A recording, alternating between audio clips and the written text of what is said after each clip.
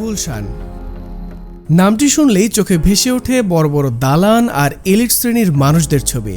চাকচিক্য, কাচের tower, diplomatic কার্যক্রম আর আধুনিক ঢাকার অন্যতম আভিজাত্যের প্রতীক গুলশান। কিন্তু আপনি জানেন কি, কয়েক দশক আগেও ধানক্ষেত আর জলাভূমির নিঃশব্দ এক নিভৃত পল্লী ছিল আজকের এই গুলশান। 1960-এর দশকের আগে আজকের গুলশান এলাকাটি ঢাকার মূল শহর থেকে বেশ দূরে অবস্থিত নিচু ও গ্রামীণ জনপদ ছিল, আর এর নাম ছিল ভোলা গ্রাম। ভোলা জেলা থেকে আসা কিছু স্থানান্তরিত কৃষক ও জেলে পরিবার মূলত এখানে কৃষিভিত্তিক জীবনযাপন করত। 1961 সালে তদানীন্তন ঢাকা ইমপ্রুভমেন্ট ট্রাস্ট ডিআইটি, যা বর্তমানে রাজুক, এর প্রধান জি.এ. মাদানি ঢাকাকে আধুনিক করার অংশ হিসেবে এই এলাকাকে একটি সুপরিকল্পিত আবাসিক এলাকা হিসেবে গড়ে তোলার উদ্যোগ গ্রহণ করেন। গুলশান শব্দটি ফার্সি ভাষা থেকে এসেছে, যার অর্থ বাগান বা পুষ্পকানন। স্বাধীনতার পর 1972 সালে গুলশান থানা গঠিত হয়। পরবর্তীতে এটিকে ঢাকা সিটি কর্পোরেশনের অন্তর্ভুক্ত করা হয়। 80-র দশক পর্যন্ত এটি ছিল ঢাকার সবচেয়ে শান্ত, নিবিড় এবং নিরিবিলি আবাসিক এলাকা। নিরাপত্তা ও সুপরিকল্পিত কাঠামোর কারণে বিদেশি দূতাবাসগুলোও ধীরে ধীরে মতিঝিল থেকে স্থানান্তরিত হতে শুরু করে গুলশানের দিকে। আর এভাবেই গুলশান রূপ নেয় বাংলাদেশের কূটনৈতিক জোন বা ডিপ্লোম্যাটিক হাবে। এরপর আসে 2004 সাল। সরকার গুলশানের নির্দিষ্ট কিছু অংশকে আনুষ্ঠানিকভাবে বাণিজ্যিক এলাকা হিসেবে ঘোষণা করে। ব্যাস, বদলে যায় পুরো দৃশ্যপট। মতিঝিলকে পেছনে ফেলে ঢাকার মূল অর্থনৈতিক ও কর্পোরেট লাইফলাইন হয়ে ওঠে Gulshan. Multinational company, luxury boutique, 5 তারকা হোটেল আর আন্তর্জাতিক মানের রেস্তোরাঁয় গম গম করতে থাকে পুরো এলাকা। কিন্তু গল্প কি এখানেই শেষ? না, আসল গল্পের শুরু এখান থেকেই।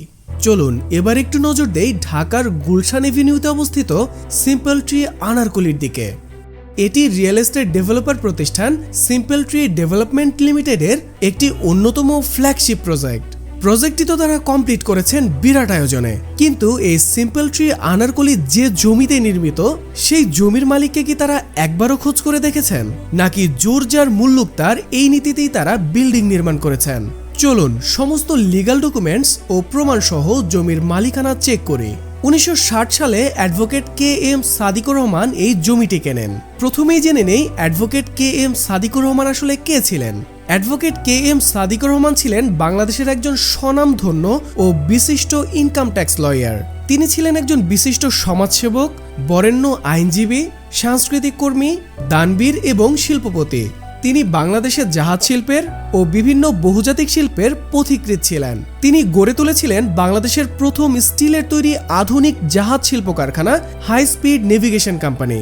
হাই স্পিড গ্রুপের প্রতিষ্ঠাতা কে.এম. সাদিকুর রহমান হাই স্পিডকে প্রাতিষ্ঠানিক গ্রুপ হিসেবে গড়ে তোলার আগেই 1961 সালে তিনি যুক্তরাজ্য থেকে এমভি লুডউইক নামক প্রথম শুষ্ক কার্গো জাহাজ আমদানির মাধ্যমে শিপিং ব্যবসায় বাংলাদেশে প্রথম প্রবেশ করেছিলেন। তিনি অসংখ্য শিক্ষা প্রতিষ্ঠান, দাতব্য চিকিৎসালয় সহ বিভিন্ন স্থাপনা দান করে গেছেন। এছাড়াও তিনি ছিলেন স্বাধীনতার পক্ষে একজন বড় দানবীর। 1971 সালে যুদ্ধকালীন সময় মুক্তিযোদ্ধাদের জন্য 2500 এলাকায় তিনি চলমান লঙ্গরখানা খুলেছিলেন, যেখানে যে কোনো মুক্তিযোদ্ধা যে কোনো সময় ফ্রিতে খেতে পারতেন। এছাড়াও তিনি 70-এর ঘূর্ণিঝড় পরিস্থিতি মোকাবেলার অন্যতম সাহায্যকারী ছিলেন। ভোলায় ঘূর্ণিঝড়ে ক্ষতিগ্রস্ত মানুষদের অনুদান পৌঁছে দিতে তিনি বঙ্গবন্ধুকে তার হাই স্পিড কোম্পানির 2টি জাহাজ সম্পূর্ণ ফ্রি করে দিয়েছিলেন, যা তৎকালীন সময় পত্রিকাতেও এসেছিল। এই বরেণ্য ব্যক্তিত্ব কে.এম. সাদিকুর রহমান 1971 সালে মৃত্যুবরণ করেন। তার মৃত্যুর সংবাদ তৎকালীন বিভিন্ন পত্রিকাতেও এসেছিল। যেহেতু তিনি একজন স্বনামধন্য মানুষ ছিলেন, তাই মৃত্যুকালে তিনি যে 8 সন্তান রেখে যান সেটিও বিভিন্ন পত্রিকা কভার করেছিল। পরবর্তীতে 1976 সালে মরহুম কে.এম. সাদিকুর রহমানের পুত্র কে.এম. আবু আহমেদ মোস্তফা, তার বোন ও ওয়ারিশ মোসাম্মদ নিরু শামসুন নাহার সহ মোট 2 জনকে ওয়ারিশ সনদে অনুপস্থিত রেখে বাকি 6 জন ওয়ারিশকে নিয়ে ভুয়া ওয়ারিশ সনদ তৈরি করেন এবং সম্পূর্ণ জালিয়াতি এফিডেভিটের মাধ্যমে জমিটি বিক্রি করেন, যা সম্পূর্ণভাবে আইনত অবৈধ। যেহেতু কে.এম. সাদিকুর রহমান একজন বিশিষ্ট ব্যক্তিত্ব ছিলেন এবং তার আরও অসংখ্য সম্পত্তি রয়েছে, তাই পরবর্তীতে হাত বদল হলেও রাজুকের খতিয়ান নাম্বার 600-তে উল্লিখিত 5210 বাঁশদাগের এই জমিটি এখনো কে এম সাদিকুর রহমানের নামেই রয়েছে। কে এম সাদিকুর রহমানের কনিষ্ঠ কন্যা মোসাম্মদ নিরু শামসুন নাহার তার সাথে ঘটা এই চরম অন্যায়ের বিরুদ্ধে আইনি পদক্ষেপ গ্রহণ করার সিদ্ধান্ত নেন এবং তার সন্তান বিশিষ্ট চিন্তাবিদ, অনলাইন অ্যাক্টিভিস্ট, দার্শনিক ডক্টর মুফাসিল ইসলামকে নিজ স্বাক্ষরিত আম মোক্তারনামা প্রদান করেন এবং এই কেসের সম্পূর্ণ দায়িত্ব তার উপরে অর্পণ করেন। চলুন এই বিষয়ে ডক্টর মুফাসিল ইসলামের বক্তব্য শুনি। আমার নানা মরহুম advocate K M Sadiqur Rahman একজন বিশিষ্ট সমাজসেবক, সংস্কৃতিকর্মী, আইনজীবী এবং শিল্পপতি ছিলেন। উনি বাংলাদেশে জাহাজ প্রতিষ্ঠান শিল্পের এবং জাহাজ নির্মাণ ছাড়াও তৎসংক্রান্ত বিভিন্ন শিল্পের, বহুজাতিক শিল্পের উনি পথিকৃৎ ছিলেন। অসংখ্য ব্যবসায়িক প্রতিষ্ঠানের পাশাপাশি স্থাবর অস্থাবর সম্পত্তি রেখে গেছেন আমার মামাদের জন্য এবং আমার খালা এবং আম্মার জন্য। দুঃখজনক হলেও সত্য যে তার বহু সম্পদ এখন আমাদের হাতছাড়া, কারণ এই সম্পদগুলো হারিয়ে গেছে, গ্রাস করেছে কিছু অবৈধ দখলকারী, এমনকি আমার নিজের পরিবারেরই কিছু সদস্য। এর ভিতরে অন্যতম একটি ল্যান্ডমার্ক হচ্ছে যেখানে আজকে দাঁড়িয়ে আছে বাংলাদেশের অন্যতম, পুরো বাংলাদেশের অন্যতম অভিজাত এলাকা গুলশান। সেই গুলশানে সেই 60-এর দশকের গোড়াতেই আমার নানা রেখে গিয়েছিলেন বেশ কিছু সম্পদ। এর ভিতরে অন্যতম ল্যান্ডমার্ক বর্তমানে এই জায়গায় দাঁড়িয়ে আছে সিম্পল ট্রি আনারকলি, গুলশান অ্যাভিনিউতে, একটি দৃষ্টিনন্দন প্রপার্টি। কিন্তু এর পেছনের ইতিহাসটি এবং এর সাথে আমার মার বঞ্চিত হবার প্রমাণাদি প্রশ্নাতীত। আমি আমার নানার জ্যেষ্ঠ নাতি এবং এই ব্যাপারে আমার একটি দায়িত্ব আছে বলে আমি মনে করি। এর পেছনে যারা জড়িত, অর্থাৎ আমার মাকে বঞ্চিত করার পেছনে যারা জড়িত, সেটা অপমানজনক। অপমানজনক এই জন্যই যে সেখানে আমার আম্মা যে আমার নানার সন্তান, সেটাই অস্বীকার করা হয়েছে। এটা সবচেয়ে বড় অপমানজনক বিষয়। সম্পত্তি আমরা আরও পেয়েছি বা উদ্ধার করব, কিন্তু এই অপমান অগ্রহণযোগ্য।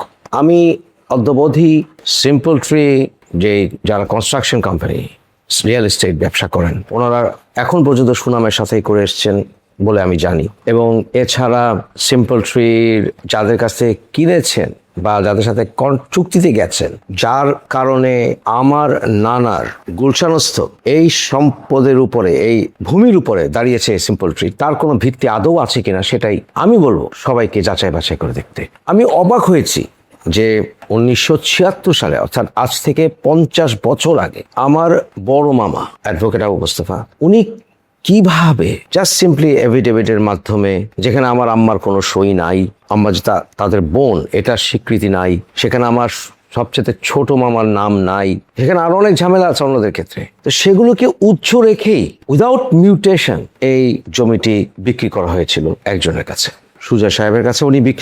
উনি কিভাবে কিনেছেন এটা কোনো বর্ণনা নাই। আরো ভয়ঙ্কর বিষয় হচ্ছে সেই 2 বিঘা 6 কাঠা গুলশান অ্যাভিনিউ এর জায়গাটিতে মিউটেশন করেছেন সুজা সাহেব তার নামে। এটা কিভাবে রাজুকের পক্ষ থেকে সম্ভব হলো? এটা অন্তত আমি একজন আইনজীবী হিসাবে নিজে, আমার পিএইচডিটাই বিজনেস লয়ের উপরে, অন্তত আমার আইনি বুদ্ধিতে এটা ম্যাচ করে না। How is it possible? শুধু তাই নয়, এরপর এখানে সিম্পল ট্রির সাথে উনি চুক্তিতে গেছেন, সিম্পল ট্রি কোম্পানি সেখানে সিম্পল ট্রি আনারকলি করেছেন। এখন আনারকলির ইতিহাস আমরা জানি। আশ্চর্য বিষয় হচ্ছে যে সেলিম আনারকলি যে ঘটনা, যে আনারকলি বন্দী ছিলেন, এখানে যদি কেউ বন্দী হয়ে থাকেন যার আর্তনাদ কেউ শুনে নাই এতদিন, সেটা হচ্ছে আমার মা। এখানে আনারকলি যদি কেউ থেকে থাকে সেটা হচ্ছে আমার মা। অতএব যারা সেখানে ফার্দার সিম্পল ট্রি আনারকলি থেকে আমি জেনেছি কিছু খরিদ হয়েছে, কিছু ফ্লোরস, কিছু স্পেস সেখানে বিক্রি হয়েছে। এর ভিতরে বাংলাদেশ অত্যন্ত স্বনামধন্য একটি বিজনেস হাউস আছেন, ওখানে যারা কিনেছেন কয়েক ফ্লোর। বাংলাদেশ অত্যন্ত স্বনামধন্য একটি ব্যাংক আছে এবং বেশ কিছু সেখানে বিক্রি হয়েছে।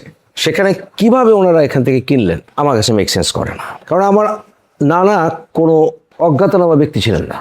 উনি যখন মারা যান 28শে জুন 1971 সাল, এরপর একটা পত্রিকা এসছে, ওনার 8 সন্তান, এটাও পত্রিকা এসছে। আমার মা, খালা, মামাদেরকে পুরো বাংলাদেশ তখন চেনে। এখন প্রশ্ন আসতে পারে, আপনার আম্মা যে আপনার নানার সন্তান, এই বিষয়ে প্রমাণ আছে কিনা? অসংখ্য প্রমাণ আছে। অন্যান্য সম্পত্তিতে আমার আম্মার মালিকানা, আম্মার নামে কোম্পানির মালিকানা স্বীকৃতি, হাই স্পিড নেভিগেশন কোম্পানি, এছাড়া আরও অন্যান্য স্টেটে আম্মার মালিকানা, আর অন্যান্য আনুষঙ্গিক যে সকল প্রমাণাদি সেগুলি প্রশ্নাতীতভাবে প্রতিষ্ঠিত হয় আমার আম্মা তার সন্তান, আমার নানার সন্তান। তো কিভাবে আমার মাকে উদ্দেশ্যমণ্ডিতভাবে বঞ্চিত করা হয়? এখন প্রশ্ন আসে যে এতদিন চুপ কেন? আসলে যা বললাম আপনাদেরকে, পার্সপেক্টিভ চিন্তা করতে হবে, পরিস্থিতি চিন্তা করতে হবে, একটা ফ্যামিলি চিন্তা করতে হবে, এখানে কনসিলমেন্ট চিন্তা করতে হবে যে কিভাবে সম্ভব হবে। দেখেন, যখন আপনার একটি সম্পদ রেখে যায় আপনার পিতামাতা, তখন এটা হাইড করা মুশকিল হয়। কিন্তু যখন আপনার বাবা অসংখ্য সম্পদ রেখে গেছেন এবং খুব অল্প বয়সে মারা গেছেন, আমার নানার মৃত্যুর সময় বয়স তার 60 হয়নি, আমি যেমন প্রায় 60 হবে অবস্থা, আমার নানাও ঠিক এরকম বয়সে উনি মারা গিয়েছিলেন। এই বয়সে উনি হার্ট অ্যাটাকে মারা গেছেন, এটা তার মৃত্যুটা বলতে পারি একদিকে কেউ আশা করেনি। উনি হঠাৎ করে মারা গিয়েছিলেন। আর তৎকালীন পুরো পাকিস্তানের ধনীতম উনি বাঙালি ছিলেন। অনেকে অনেক দাবি করতে পারে, কিন্তু প্রশ্নাতীতভাবে আপনারা অ্যাসেট হিসাব করে দেখবেন যে ধনীতম বাঙালি, উনি কোথায় কি রেখে গেছেন তার সন্তানদের পক্ষেও জানা মুশকিল ছিল। কারণ আমার বড় মামারও বয়স ছিল তখন 28-29 বছর, আম্মার বয়স ছিল 22 বছর। একজন বিবাহিতা নারী, ঘর সংসার করেন। আমার আব্বা তখন সরকারি কর্মকর্তা, অন্যান্য ভাইরাও ছোট। এটা একটা রেসপন্সিবিলিটিও থাকে, যারা ক্রেতা they have responsibility as well. তো আমার আম্মা জ্ঞাতই ছিলেন না যে তার বাবার কোথায় কি সম্পত্তি আছে। আমার মাকে খুব টেকনিক্যালি বঞ্চিত করা হয়েছিল, এবং এই বঞ্চিতকারী সিন্ডিকেটের ভিতরে যারা কাজ করছে তাদের ভিকটিম হিসাবে আমার মা এবং সিম্পল ট্রি আনারকুড়ি যেখানে দাঁড়িয়ে আছে সেটা হচ্ছে একটা জাজ্জলমান প্রমাণ। আমি চেষ্টা করেছি এটা জানার পরে, কারণ আমার খুব রিসেন্টলি জেনেছি, জানার পরে মিউটেশন করার, রহস্যজনকভাবে মিউটেশনটি একটি জায়গায় গিয়ে আটকে গেছে। সেটা আর কিছুই না, ডিলে ডালি যেটাকে বলে। ইচ্ছে করেই ডিলে করা হচ্ছে। আমি সিম্পল ট্রির সাথে অ্যামিকেবল সেটেলমেন্টের করার চেষ্টা করেছি। আমি অন্যান্য যারা আছেন তাদেরকে, রেলেভেন্ট যারা আছেন তাদেরকে যোগাযোগ করার চেষ্টা করেছি, কিন্তু আমার সকল যোগাযোগ এখন পর্যন্ত ফেল ইনটু ডেফ ইয়ার্স।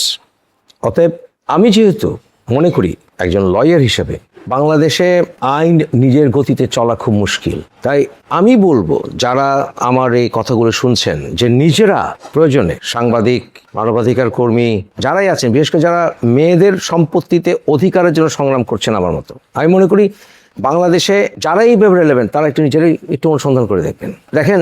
আমি শেখ হাসিনার কট্টর সমালোচক, কিন্তু একটি কাজ উনি ভালো করে গেছেন, দলিল যার জমি তার। আমি সেই বিষয়ে কৃতজ্ঞ। এবং বাংলাদেশে প্রচুর ল্যান্ডের কাজ হচ্ছে। আমি মনে করি বাংলাদেশে ল্যান্ড হচ্ছে সবচাইতে বিগেস্ট করাপশনের জায়গা, যেখানে পর্চা তোলা থেকে শুরু করে, ডিমার্কেশন থেকে শুরু করে, আদালত থেকে শুরু করে সব জায়গায়, সব ক্ষেত্রে ভয়ঙ্কর করাপশন ছড়িয়ে আছে, এবং যেটা কোনো ভূমিমন্ত্রী আজ পর্যন্ত এই করাপশন থেকে মুক্ত করতে পারেননি। অসংখ্য ইপিজেডের অ্যাকুইজিশনের পয়সা পেতে করাপশন, চরম করাপশন, এগুলো নিয়ে ব্যাপক মুভমেন্ট হয়নি বাংলাদেশে। আপনারা অনলাইনে যে সকল মিউটেশন দেখেন, বহুলাংশে এই মিউটেশনগুলো বেসলেস।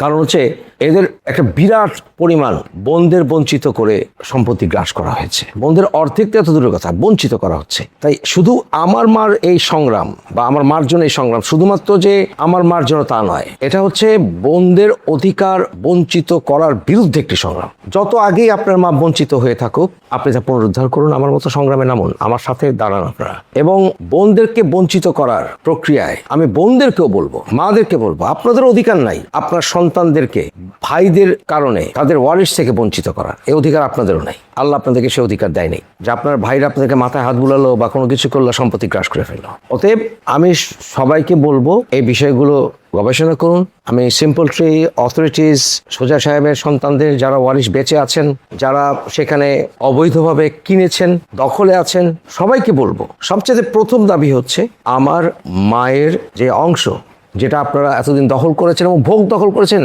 এবং সেখান থেকে ফয়দা নিয়েছেন, রাজুককেও বলবো সেটা আমার মাকে ফিরিয়ে দিন, মালিকানা ফিরিয়ে দিন। এবং আইনমন্ত্রীকে বলবো, আইন সচিবকে বলবো, মানে অবাক হলো সত্য যে বর্তমানে আইন সচিব আমার ক্লাস ফ্রেন্ড, আমি ওকে কিন্তু অ্যাপ্রোচ করিনি, ওই বিষয়ে ওকে অ্যাপ্রোচ করিনি। আইনমন্ত্রীও আমার খুব স্নেহের, ওকেও আমি অ্যাপ্রোচ করিনি। আমি প্রধানমন্ত্রীর প্রতি অ্যাপ্রোচ করিনি, করতে পারতাম, সরাসরি ব্যক্তিগতভাবে সেগুলো অ্যাপ্রোচ করতে পারতাম। কারণ আমি চাই যে আমি কারো দয়া, কারো কানেকশন ব্যবহার করে আমি আমার মার অধিকার উদ্ধার করব না। আইন আমাকে দেবে, এইটা আমার দাবি, এটা আমার অধিকার, আমার মার অধিকার। সারা বাংলাদেশ আমার পাশে থাকতে হবে। এটা এমন এক ঘটনা যা বাংলাদেশের আইনকে যেমন প্রশ্নবিদ্ধ করে তেমনি প্রশ্নবিদ্ধ করে বাংলাদেশের নারী অধিকারকেও। এই গল্প কেবল নিরু শামসুন্নাহারের একার নয়, এমন হাজারো বঞ্চিত বোনের গল্প লুকিয়ে আছে বাংলাদেশের প্রতিটি জায়গায়। আসুন আমরা এই অন্যায়ের বিরুদ্ধে রুখে দাঁড়াই, নারী অধিকার সংরক্ষণ করি আর একটা সুন্দর বাংলাদেশ গড়ে তুলি।